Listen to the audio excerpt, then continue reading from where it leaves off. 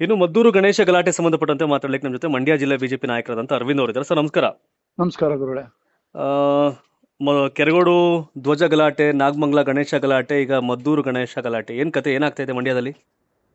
ಏನಾಗ್ತದೆ ಅಂದ್ರೆ ಅತಿಯಾದ ಓಲೈಕೆ ರಾಜಕಾರಣ ಈ ಹ್ಮ್ ಈ ಹಂತಕ್ಕೆ ಬಂದಿದೆ.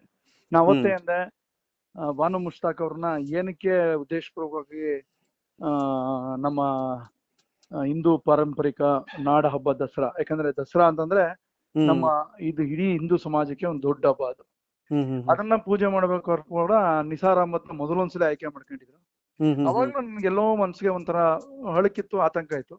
ಹ್ಮ್ ಇದು ಏನಂದ್ರೆ ಬೇಕು ಅಂತಲೇ ಹಿಂದೂಗಳನ್ನ ನೋವು ಮಾಡುವಂತ ಉದ್ದೇಶ ಇಟ್ಕೊಂಡು ಮಾಡ್ತಾರ.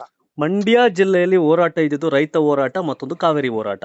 ಹೌದು, ಅಷ್ಟೇ. ಇದೆರಡು ಹೋರಾಟಗಳನ್ನ ಹೊರತುಪಡಿಸಿ ಯಾವುದೇ ಹೋರಾಟಗಳು ನಮ್ಮ ಜಿಲ್ಲೆಯಲ್ಲಿ ಇರಲಿಲ್ಲ. ನಾನು ಹೌದು. ಮಂಡ್ಯ ಜಿಲ್ಲೆಯನ್ನಾಗಿ ಕೇಳ್ತಿರೋ ಕಾರಣ ಈ ವಿಷಯ. ಹೌದು ಹೌದು ಹೌದು. ಸೊ ಈಗ ಈ ರೀತಿಯ ಕಳೆದ 2-3 ವರ್ಷಗಳಿಂದ ಈ ರೀತಿಯ ಕೋಮು ಧ್ರುವೀಕರಣದ ಗಲಾಟೆಗಳು, ಗಲಭೆಗಳು ಯಾವ... ಆಗ್ತವೆ ಅಂದ್ರೆ ಕೆಜೆಹಳ್ಳಿ ಡಿಜೆಹಳ್ಳಿ ಪ್ರಕರಣ ನೀವು ಕೇಳಿರ್ಬೋದು. ಹ್ಮ್ ಅವತ್ತು ಪಾಪ ಕಾಂಗ್ರೆಸ್ ನಾಯಕನ ಮನೆಗೆ ನುಗ್ಗಿ ಕಾಂಗ್ರೆಸ್ ನಾಯಕನ ಧ್ವಂಸ ಮಾಡುವಂತದ್ದಾಗಿ, ತಿರ್ಗಾ ಸ್ಟೇಷನ್ ಧ್ವಂಸ ಮಾಡುವಂತದ್ದಾಗಿ, ಹ್ಮ್ ಅಲ್ಲ ಎಲ್ಲಾ ಅಪರಾಧಿಗಳನ್ನು ಬಿಡುಗಡೆ ಮಾಡುವಂತದ್ದಾಯ್ತು. ಈಗ ಈ ಸರ್ಕಾರ ಅಧಿಕಾರಕ್ಕೆ ಬಂದಾಗ ಹ್ಮ್ ಅವ್ರಿಗೆ ಒಂದು ಕನ್ಫರ್ಮ್ ಆಗ್ಬಿಟ್ಟಿದೆ. ಸೊ ನಾವ್ ಏನ್ ಮಾಡಿದ್ರು ಜಯಿಸ್ಕೋಬಹುದು, ಏನ್ ಮಾಡಿದ್ರು ನಾವು, ನನ್ನ ಕಾಂಗ್ರೆಸ್ ಸರ್ಕಾರ ನಮ್ಮನ್ನು ಓಲೈಕೆ ಮಾಡ್ತದೆ ಅಂತ. 70% ಓಟ್ ಕೊಟ್ಟ ಹಿಂದೂಗಳು ಇವ್ರಿಗೆ ಬೇಡವಾ? 30% ಓಟ್ ಕೊಟ್ಟ ಮುಸಲ್ಮಾನರು ಮಾತ್ರ ಬೇಕಾ? ಸರ್ವ ಜನ್ಮ ಸಮಾನರು ಅಂತ ಕುವೆಂಪು ಅವ್ರು ಏನ್ ಹೇಳಿದ್ದಾರೆ, ಗಾಂಧೀಜಿ ಅವ್ರು ಏನ್ ಹೇಳಿದ್ದಾರೆ, ಆ ನಿಟ್ಟಿನಲ್ಲಿ ಯಾಕೆ ಹೋಗ್ತಾ ಇಲ್ಲ ಇವರು? ಬರೀ ಒಂದು ಕೋಮವನ್ನು ಓಲೈಸುವ... ನೇರವಾಗಿ ಹೇಳ್ತಿದ್ರಿ, ಕಾಂಗ್ರೆಸ್ ಅವರು ಒಂದ್ ಕೋಮನ ಓಲೈಕೆ ಮಾಡ್ತೀರ, ಅದರ ಪರಿಣಾಮ ಹಿಂಗಾಗ್ತದೆ ಅಂತ ಹೇಳ್ತಿದ್ರಿ. ಹೌದು, ಅವರು ಲೂಸ್ ಬಿಡ್ತಾ ಇರೋದ್ರಿಂದ ಇದೆಲ್ಲ ಒಂದ್ ಕಡೆ ನಮ್ಮನ್ನ ಕಾಪಾಡಕ್ಕೆ ಕಾಂಗ್ರೆಸ್ ಅವರವ್ರೆ ಸರ್ಕಾರ ಇದೆ. ಏನಕ್ಕೆ ಅದು? ಏನ್ ಲಾಭ ಅವ್ರಿಗೆ? ಸಮಾನ ಕಾಂಗ್ರೆಸ್ಗೆ ಏನ್ ಲಾಭ? ಅದೇ ಓಲೈಕೆನೇ ಲಾಭ ಅವ್ರಿಗೆ. ಓಲೈಕೆ ಮಾಡ್ಕೊಳ್ಳೋದು, ಮುಂದಿನ ದಿನಗಳಲ್ಲಿ ಚುನಾವಣೆ ಗಟ್ಟಿ ಮಾಡ್ಕೊಳ್ಳೋದು, ಚುನಾವಣೆ ಗೆದ್ದು ಹೋಗೋದು. ನಮ್ಮ ಹಿಂದೂಗಳಿಗೆ ಇದರಿಂದ ಅರ್ಥೈಸ್ಕೋಬೇಕಾಗಿದೆ. ಹಿಂದೂಗಳು ಇನ್ನಾದ್ರೂ ಪಾಠ ಕಲಿಯುವಂತ ಅನಿವಾರ್ಯ ಪರಿಸ್ಥಿತಿಯಲ್ಲಿ ನಾವು ಬಂದಿದ್ದೀವಿ. ಈಗ ಬದುಕು ಬವಣೆ ಆ ಜೀವನಕ್ಕೆ ಬಹಳ ಕಷ್ಟ ಇರೋ ಟೈಮಲ್ಲಿ, ಹಂಗ್ ನಡೀತಾ ಇರೋ ಟೈಮಲ್ಲಿ, ಇಲ್ಲ ಅವ್ರ ಒಂದ್ ಮಾತೇನವ್ರೆ, ಈದ್ ಮಿಲಾದ್ ಆಗೋ ಟೈಮಲ್ಲಿ ಸಮಸ್ಯೆ ಇರಲಿಲ್ಲ, ನಾವೆಲ್ಲ ಸಹಕಾರ ಕೊಟ್ವಿ ಈದ್ ಮಿಲಾದ್ಗೆ, ಬಟ್ ಇದಕ್ಕೆ ಯಾಕೆ ತೊಂದರೆ ಕೊಡ್ತಾನೆ ಪ್ರಶ್ನೆ ಮಾಡ್ತಾರೆ. ಬಟ್ ಇದನ್ನ ಸರಿ ಮಾಡ್ಬೇಕಾಗಿದ್ದು ಯಾರು ಅಂತ? ಸರ್ಕಾರಗಳೇ ಮಾಡ್ಬೇಕು, ಇನ್ಯಾರು ಮಾಡ್ಬೇಕು? ಸರ್ಕಾರಗಳು ಬಿಗಿ ಮಾಡಿದ್ರೆ ಇವೆಲ್ಲ ಹೆಂಗ ಆಗ್ತಿತ್ತು ಅಲ್ವಾ? ಸರ್ಕಾರ ಆಳುವಂತ ಸರ್ಕಾರ ಬಿಗಿಯಾಗಿಟ್ರೆ, ತಪ್ಪು ಮಾಡಿದಾಗ ಮುಲಾಜಿ ಇಲ್ದೆ ಯಾವ್ದೇ ಧರ್ಮದವನಾದ್ರೂ ಶಿಕ್ಷೆ ಕೊಟ್ರೆ, ಅವ್ನು ಯಾವ್ದೇ ಧರ್ಮ ತಪ್ಪು ಮಾಡಿದವನು, ಹಿಂದೂ ಧರ್ಮ ಆಗ್ಲಿ, ಕ್ರೈಸ್ತ ಧರ್ಮ ಆಗ್ಲಿ, ಮುಸಲ್ಮಾನ ಧರ್ಮ ಆಗ್ಲಿ, ಒಟ್ಟೆ ಯಾವ್ದೇ ಕಮ್ಯುನಿಟಿವನ್ನಾಗ್ಲಿ, ಅವ್ನು ತಪ್ಪಾದಾಗ ಮುಲಾಜಿ ಇಲ್ದೆ ಶಿಕ್ಷೆ ಕೊಟ್ರೆ, ಪೊಲೀಸರ ಭಯ ಹುಟ್ಟಿಸಿದ್ರೆ, ಅವನ್ ಯಾಕೆ ತಪ್ಪು ಮಾಡ್ತಾನೆ? ಭಯ ಅಂತ ಮರ್ತ್ಬಿಟ್ಟವನೇ ಅಂತಂದ್ರೆ ಏನು? ಈಗ ಬಿಜೆಪಿ ಅವ್ರು ಬಂದ್ರೆ ಮುಸ್ಲಿಮರ ವಿರುದ್ಧವಾಗಿ, ಕಾಂಗ್ರೆಸ್ ಅವ್ರು ಬಂದ್ರೆ ಹಿಂದೂಗಳ ವಿರುದ್ಧವಾಗಿ ಅನ್ನೋ ರೀತಿಯ ಭಾವನೆಗಳ ಬಿತ್ತನೆ ಆದ್ರೆ ಸಮಾಜ ಕರೆಕ್ಟ್ ಆಗಿರುತ್ತೆ. ಈಗ ಒಂದ್ ನಿಮಿಷ, ಬಿಜೆಪಿ ಅವ್ರು ಬಂದ್ರೆ ಮುಸ್ಲಿಮರ ವಿರುದ್ಧವಾಗಿ ಎಂದಿದ್ರೆ, ಈಗ ನಮ್ಮ ಬಿಜೆಪಿ ಅವರು ನಮ್ಮ ಅಬ್ದುಲ್ ಕಲಾಂ ಅವ್ರನ್ನ ಇವತ್ತು ನಾನು ಬೇಕರಿ ನಡೆಸ್ತೀನಿ, ನಾನು ಬೇಕರಿಯ ಪೂಜೆ ಮಾಡುವ ಸ್ಥಾನದಲ್ಲಿ ಅಬ್ದುಲ್ ಕಲಾಂ ಅವ್ರನ್ನ ಹಾಕೊಂಡಿದ್ದೀನಿ. ಅವ್ರೊಬ್ಬ ಮುಸಲ್ಮಾನರಾದ್ರು ಕೂಡ ಅವ್ರನ್ನ 2ನೇ ಅವಧಿಗೆ ಕಂಟಿನ್ಯೂ ಮಾಡಿ ಅಂತ ಬಿಜೆಪಿ ಅವ್ರು ಕೇಳಿದ್ರು ಕೂಡ ಯಾರನ್ನ ತಗೊಂಡ್ಬಂದು ರಾಷ್ಟ್ರಪತಿ ಮಾಡ್ಕೊಂಡ್ರು?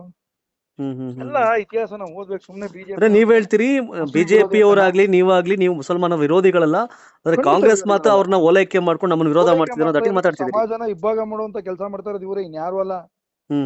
ಸಮಾಜನ ಹೊಡೆಯುವಂತ ಕೆಲಸ ಮಾಡ್ತಾ ಇರೋದು ಇವ್ರೆ, ಇನ್ಯಾರು ಅಲ್ಲ.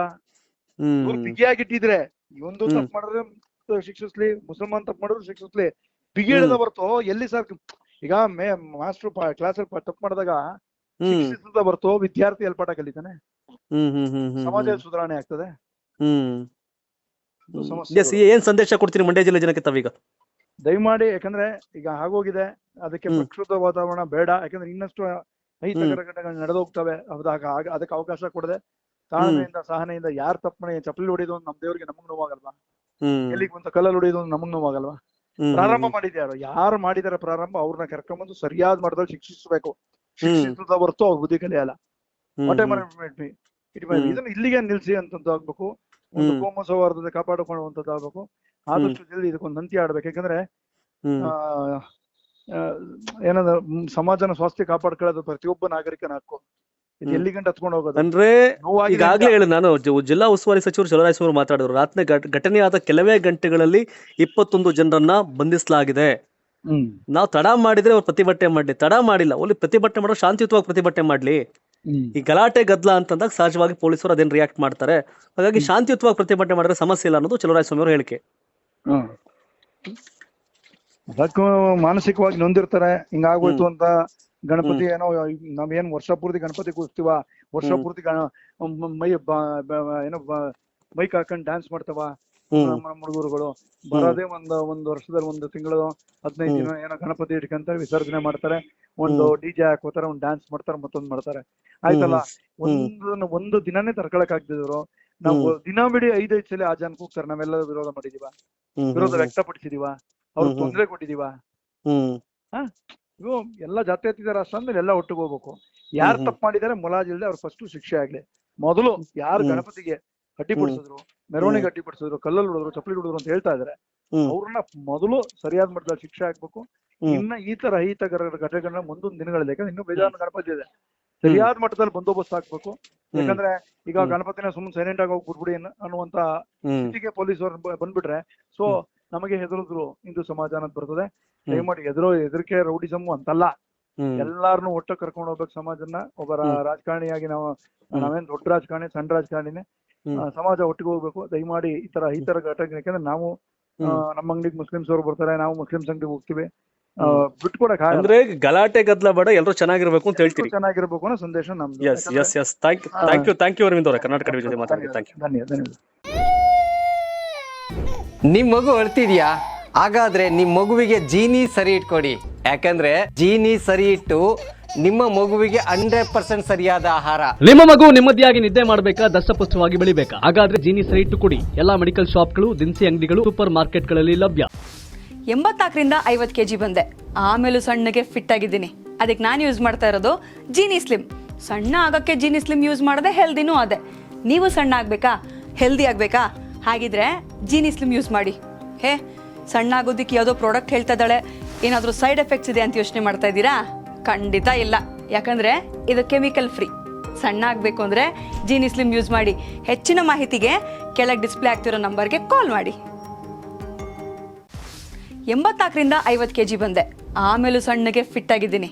ಅದಕ್ಕೆ ನಾನು ಯೂಸ್ ಮಾಡ್ತಾ ಇರೋದು ಜೀನಿ ಸ್ಲಿಮ್. ಸಣ್ಣ ಆಗಕ್ಕೆ ಜೀನಿ ಸ್ಲಿಮ್ ಯೂಸ್ ಮಾಡದೆ ಹೆಲ್ದಿನೂ ಅದೇ. ನೀವು ಸಣ್ಣ ಆಗ್ಬೇಕಾ, ಹೆಲ್ದಿ ಆಗ್ಬೇಕಾ? ಹಾಗಿದ್ರೆ ಜೀನಿ ಸ್ಲಿಮ್ ಯೂಸ್ ಮಾಡಿ. ಹೇ, ಸಣ್ಣ ಆಗೋದಕ್ಕೆ ಯಾವುದೋ ಪ್ರಾಡಕ್ಟ್ ಹೇಳ್ತಾ ಇದ್ದಾಳೆ, ಏನಾದರೂ ಸೈಡ್ ಎಫೆಕ್ಟ್ಸ್ ಇದೆ ಅಂತ ಯೋಚನೆ ಮಾಡ್ತಾ ಇದ್ದೀರಾ? ಖಂಡಿತ ಇಲ್ಲ, ಯಾಕಂದ್ರೆ ಇದು ಕೆಮಿಕಲ್ ಫ್ರೀ. ಸಣ್ಣ ಆಗಬೇಕು ಅಂದ್ರೆ ಜೀನಿ ಸ್ಲಿಮ್ ಯೂಸ್ ಮಾಡಿ. ಹೆಚ್ಚಿನ ಮಾಹಿತಿಗೆ ಕೆಳಗೆ ಡಿಸ್ಪ್ಲೇ ಆಗ್ತಿರೋ ನಂಬರ್ಗೆ ಕಾಲ್ ಮಾಡಿ. Karibasaveshwara agri India private limited ರವರ ನಂಬರ್ 1 ಸ್ಪ್ರಿಂಕ್ಲರ್ ಪೈಪ್.